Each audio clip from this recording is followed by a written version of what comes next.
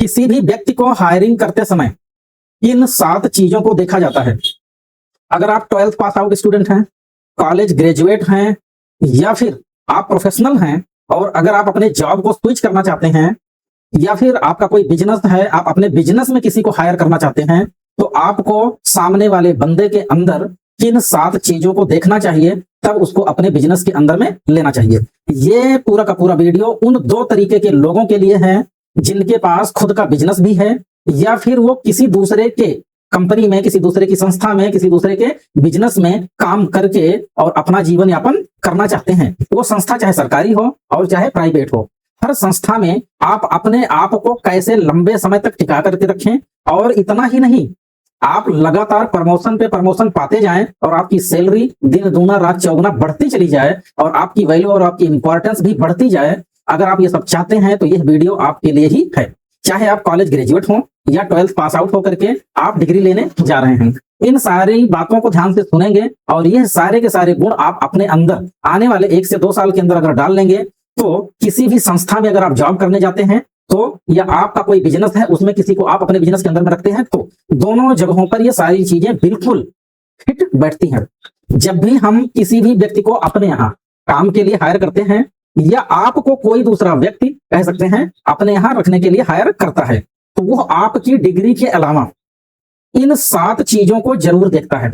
Number 1, वो आपके communication skill को देखता है। मतलब आप अपनी बात को स्पष्ट रूप से, प्रभावशाली ढंग से और सही तरीके से आपको अपनी बातों को रखना आता है या नहीं है। अगर आपके अंदर कम्युनिकेशन स्किल नहीं है, तो आप इस स्किल को अपने अंदर बिल्ड करिए।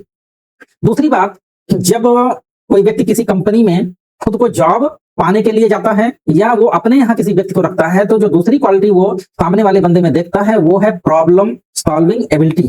कहने का मतलब यह है कि अगर आप किसी को अपनी संस्था में या अपनी कंपनी में कोई भी काम आप देते हैं किसी भी व्यक्ति को, या आपको किसी संस्था या किसी कंपनी में कोई काम दिया जाता है, दोनों स्तर की बातें वही हैं।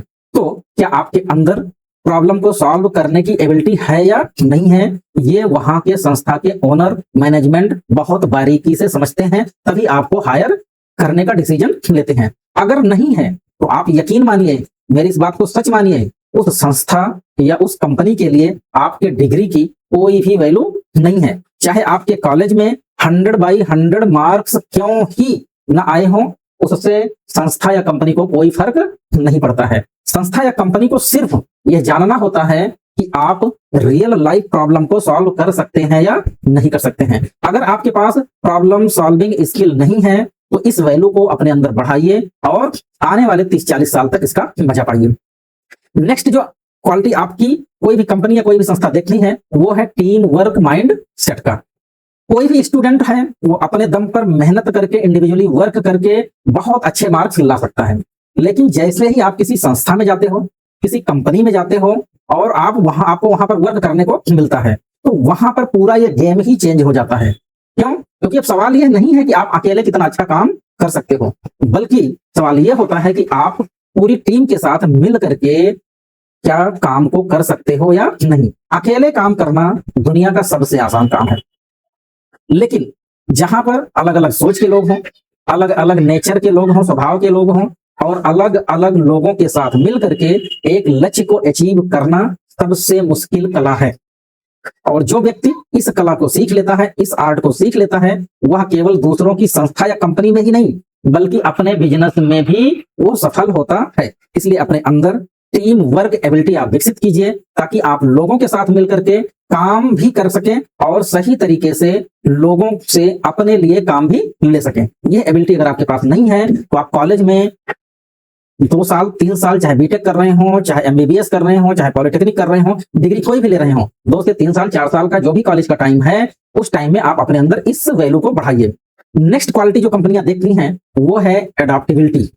मतलब ऑफिस में जाकर आप यह डायलॉग नहीं मार सकते हैं और ना ही यह डायलॉग आपका चलेगा कि मुझे तो यह पसंद ही नहीं आ रहा है, यहां पर तो हमारे हिसाब से कुछ भी हो ही नहीं रहा है। ऐसे डायलॉग्स प्रोफेशनल लाइफ में नहीं चलते हैं। You have to adopt according to the situation, need and demand. जैसी जैसी वहां की डिमांड है, नीड है, सिचुएशन है, वैसे वैसे आपको खुद को अडॉप्ट करना होगा। आपको हर नई चीज सीखने के लिए तैयार रहना होगा और यह समझना होगा कि आपके ऑफिस में किस तरह के लोग हैं, वहां का एनवायरनमेंट कैसा है और वहां की वर्किंग कल्चर क्या है। उस माहौल के अनुसार खुद को ढालने के लिए मेंटली रेडी रहना बहुत जरूरी है। आपको हम एक इसको एग्जांपल देकर के समझाते हैं। जैसे पानी को जिस भी बर्तन में आप रखते हैं वह उसी बर्तन का शेप ले लेता है और उसमें जो भी कलर आप मिलाते हैं वह उसी कलर का हो भी जाता है। ठीक उसी तरह आपको भी अपने आसपास के लोगों, वहां के माहौल और वहां की परिस्थितियों के अनुसार स्वयं को ढालने के लिए हमेशा तैयार रहना चाहिए। तभी आप किसी भी ऑर्गेनाइजेशन में लंबे समय तक टिक पाएंगे और लगातार ग्रोथ भी कर पाएंगे। इसलिए एडेप्टेबिलिटी की क्वालिटी आपके अंदर होना बहुत जरूरी है। नेक्स्ट क्वालिटी है 5वें नंबर की क्वालिटी, ओनरशिप फीलिंग। मतलब यह है कि क्या आप किसी भी काम को जिम्मेदारी और पूरी ईमानदारी से करते हैं या सिर्फ आप फॉर्मेलिटी पूरी करने के लिए करते हैं। जो व्यक्ति किसी काम को अपना समझकर करता है वह व्यक्ति लंबे समय तक भरोसेमंद भी साबित होता है। वैसे ही व्यक्ति को आप भी अपनी संस्था या कंपनी में रखना चाहते हो और किसी संस्था या कंपनी में काम करने जाते हैं तो आपसे भी वो कंपनी, वो संस्था यही उम्मीद करती है कि जो इस बात पर खरा उतरते हैं वो लंबे समय तक अपने फील्ड में बने भी रहते हैं। इसलिए आपके अंदर ओनरशिप की फीलिंग होनी चाहिए, ना कि वहां पे जाकर के आप ये मान करके चलें कि मैं तो यहाँ जॉब करने आया हूं, मैं तो नौकरी करता हूं, मेरी क्या रिस्पॉन्सिबिलिटी है। उसके बाद नेक्स्ट जो छठी क्वालिटी आपके अंदर होनी चाहिए वो है बिजनेस अवेयरनेस। मतलब आप जिस तरीके के बिजनेस में जा रहे हैं, वो मेडिकल का बिजनेस हो, वो इंजीनियरिंग की फील्ड हो, वो किसी भी तरीके की फील्ड हो, जिस भी बिजनेस को आप ज्वाइन कर रहे हैं या जिस भी बिजनेस को आप खुद करना चाहते हैं, आपको मार्केट की कितनी समझ है, क्या आपको कस्टमर की नीड और बिहेवियर की जानकारी है या नहीं है, क्या आपको पता है कि प्रोडक्ट कैसे बिकता है, सेल्स की कितनी नॉलेज आपके पास है, प्रोडक्ट की कितनी आप अंडरस्टैंडिंग रखते हो, ई कॉमर्स की आपके पास कितनी समझ है। इन सभी चीजों को कॉलेज के दौरान ही बच्चों को सीखना शुरू कर देना चाहिए, वरना जब आप रियल मार्केट में उतरेंगे तब आपके पास डिग्री तो होगी लेकिन आपके पास सक्सेस नहीं होगी। मेरी इस बात को याद रखिए, कॉलेज का जो भी समय होता है वो सिर्फ मस्ती करने का नहीं होता है बल्कि अपनी वैल्यू को बढ़ाने का समय होता है। जितनी वैल्यू आप कॉलेज लाइफ में, कॉलेज के टाइम में अपनी बढ़ा ले जाएंगे उतना ही उसका फायदा आने वाले 30 से 40 सालों तक मिलता रहेगा।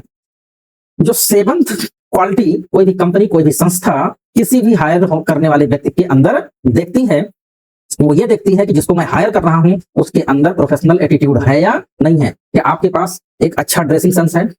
मतलब जो वहां का ड्रेस है, जो वहां का ड्रेस कोड है, उस ड्रेस कोड में आप अपने आप को कंफर्टेबल फील कराते हो कि नहीं कराते हो, उस ड्रेस को आप पसंद करते हो, वैल्यू देते हो, इंपॉर्टेंस देते हो या नहीं देते हो, वो ड्रेसिंग सेंस आपका बता देता है। जब आप किसी से बात करते हो तो आपका बिहेवियर और आपका एटीट्यूड प्रोफेशनल लगता है या नहीं लगता है। आपका बोलने का तरीका, आपकी बॉडी लैंग्वेज, आपका टाइम मैनेजमेंट, आपका डिसिप्लिन, आपका कमिटमेंट और आपका प्रोफेशनलिज्म, ये सभी चीजें आपकी पर्सनालिटी को डिफाइन करती हैं। मेरी इस बात को याद रखिएगा, डिग्री आपको किसी भी कंपनी में, किसी भी संस्था में इंटरव्यू देने तक पहुंचा सकती है, लेकिन प्रोफेशनल एटीट्यूड ही आपको करियर में लंबे समय तक टिकाए रखता है और आगे बढ़ाता रहता है।